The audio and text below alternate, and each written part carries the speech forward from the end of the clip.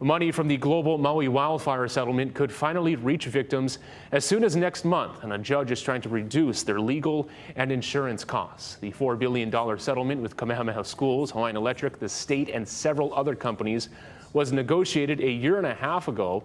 During a hearing today, Judge Peter Cahill said he will decide how much the 21,000 victims will pay in attorney's fees and how much each law firm should get based on how much work they put in. I have a real problem if somebody's going to make a request for attorney's fees at the same level when you're signing up clients after a settlement has already happened.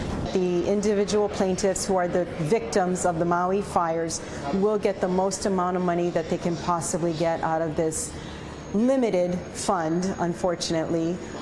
So there's light. There's light at the end of the tunnel. Attorney Cynthia Wong said the judge will likely set one fee for all victims, then pay attorneys based on their work. That means many victims will pay less in fees than expected. The judge is also pushing a deal that would pay insurance companies only 10% of what they are demanding. He said he wants all issues resolved by the end of March so offers can go to victims in April.